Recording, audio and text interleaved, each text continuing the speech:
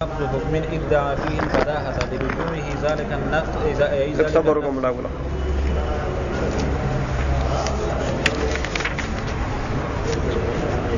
اچھا اب یہ فرماتے ہیں کہ وقیل بخلافہ ایضا، تو شارح فرماتے ہیں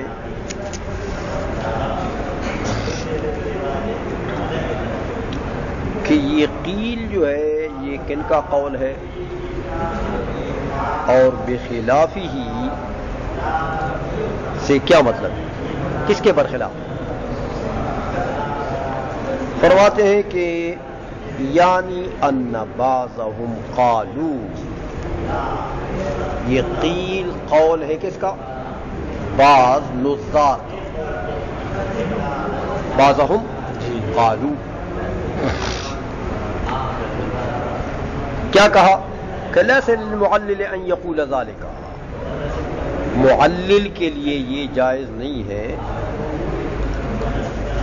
کہ وہ بات کرے. کون سی بات؟ کہ معلل یا یہ کہے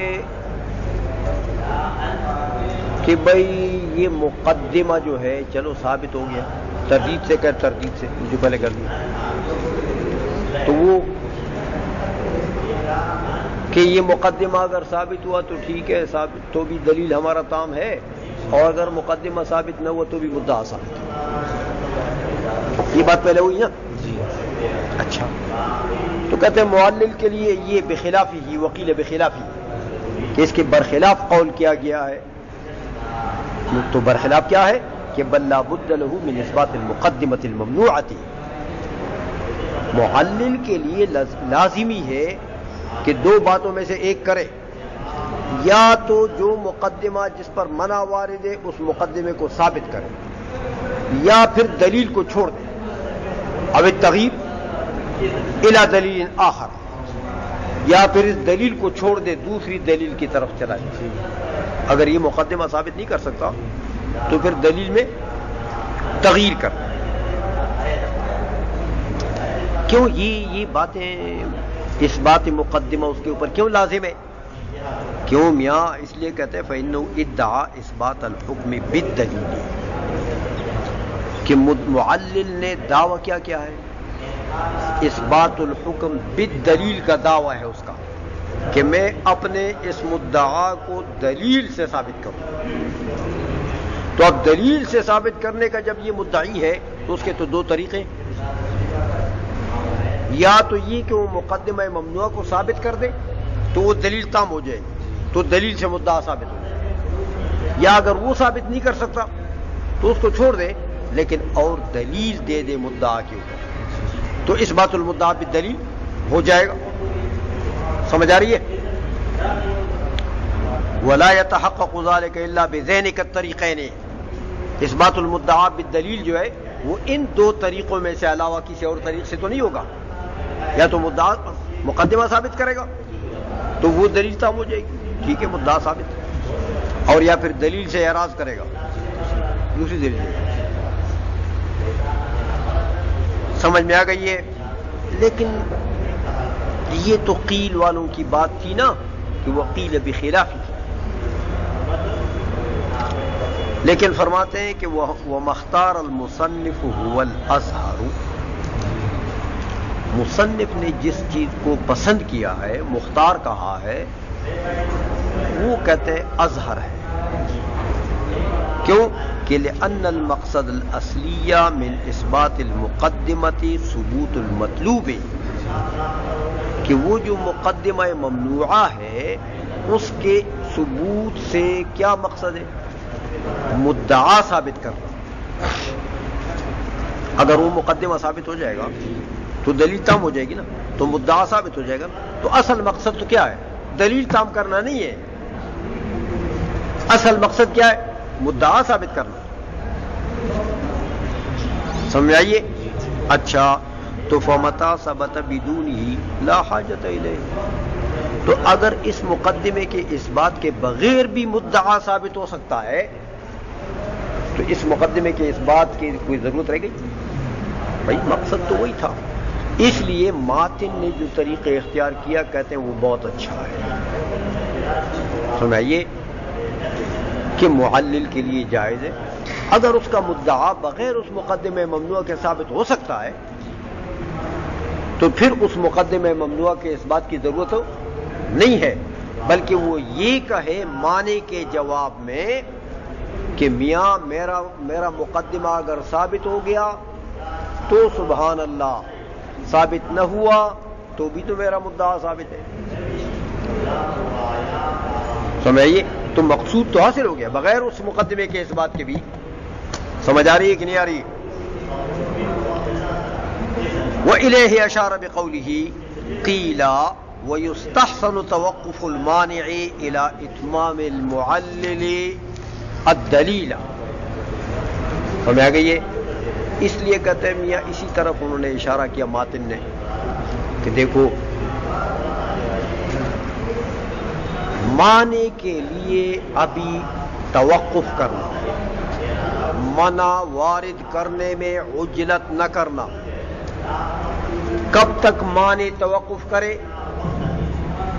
الی اتمام المعلل الدلیل، کہ معلل اپنی دلیل مکمل کر لے.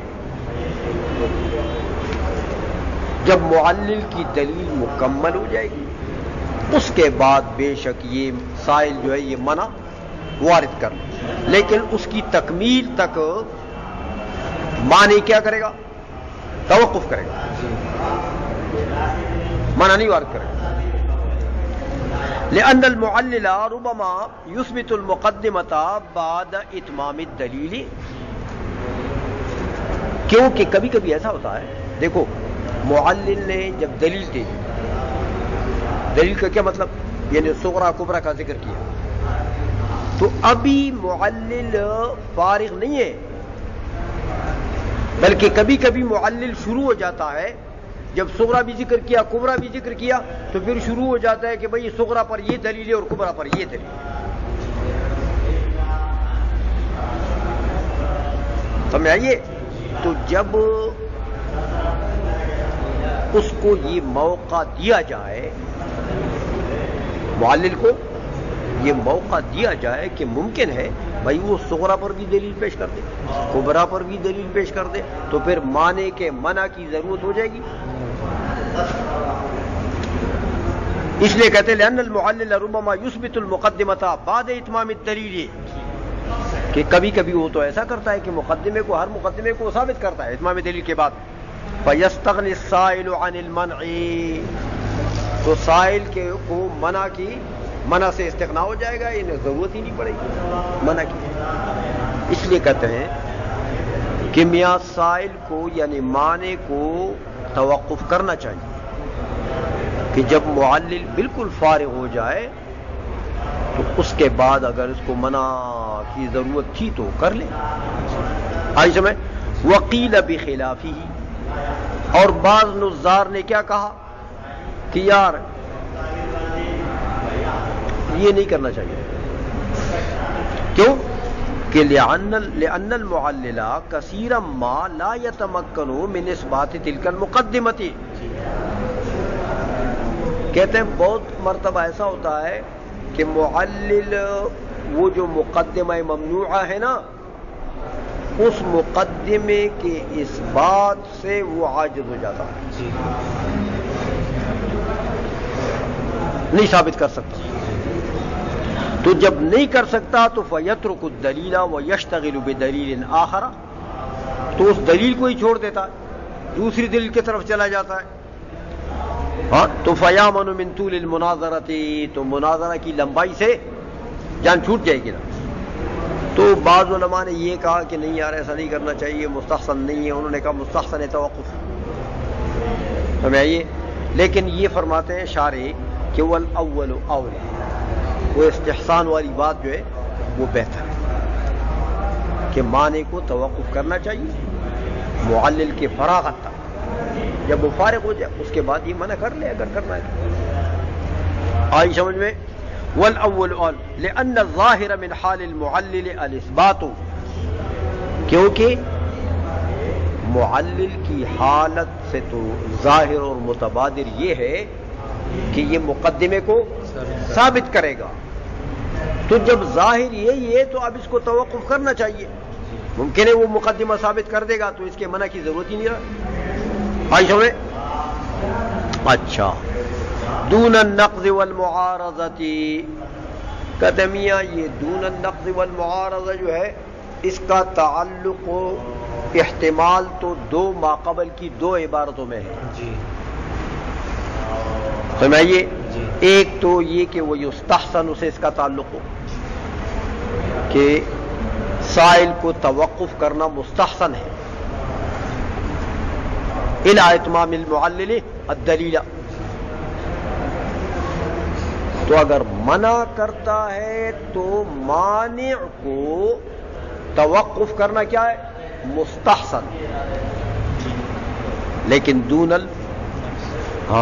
النقض والمعارضہ کہ نقض اور معارضہ میں توقف کرنا مستحسن نہیں.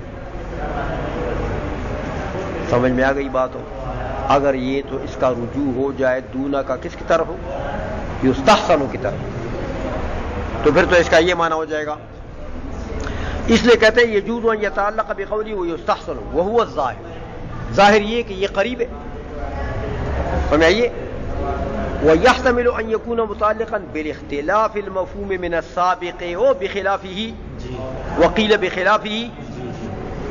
کہتے ہیں اس سے بھی تعلق ہو سکتا ہے، لیکن کہتے ہیں یہ ظاہر نہیں ہے، اس لیے کہ وقیل بخلافه کا تعلق تو منع سے ہے نا بھائی. تو دون النقض کا تعلق تو اس سے نہیں بنانا چاہیے. عائشہ میں اس لیے کہ فإن التوقف فیہما واجب بالاتفاق، کہ وہاں تو کہتے ہیں مستحسن ہے. کس کے لیے؟ معنی کے لیے. توقف کرنا الی اتمام دلیل المعلل، توقف کرنا مستحسن ہے. تو نقض اور معارضہ میں کیا ہے؟ واجب. نقض اور معارضہ میں توقف کرنا ناقض کے لیے معارض کے لیے واجب ہے بالاتفاق. اما فی النقض، کہتے ہیں نقض میں تو اس لیے واجب ہے کہ فلأنه کلام علی الدلیل. نقض تو آپ دلیل پر کلام کرتے ہیں نا کہ میاں تمہاری یہ دلیل بھی جمی مقدماتی فلان جگہ میں پائی گئی، دعویٰ متخلف ہے. تو اب اگر دلیل تام نہیں ہے تو نقض وارد ہو جائے گا. اگر دلیل اس نے ابھی تام نہیں کی ہے تو تم تو نقض میں کلام کرتے ہو کس پر؟ دلیل پر، کہ تمہاری دلیل بھی جمی مقدماتی ادھر پائے گی. تو ابھی اس نے دلیل بھی جمی مقدماتی دی نہیں ہے، تو تم کیسے کہہ سکتے ہو کہ یہ بھی جمی مقدماتی ادھر پائے گی؟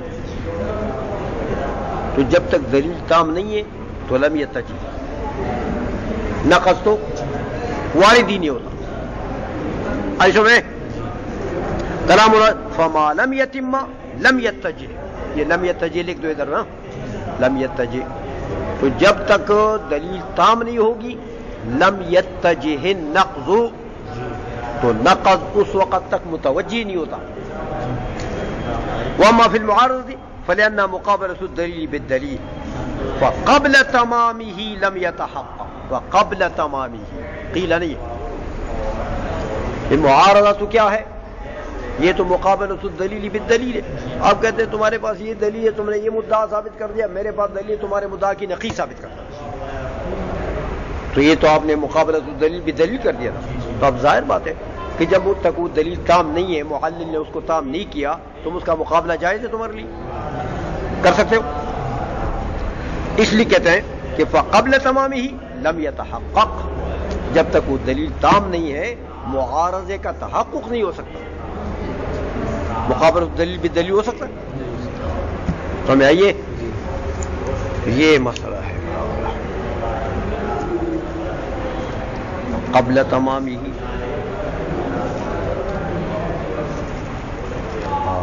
لم یتجہ. چلو بناؤ.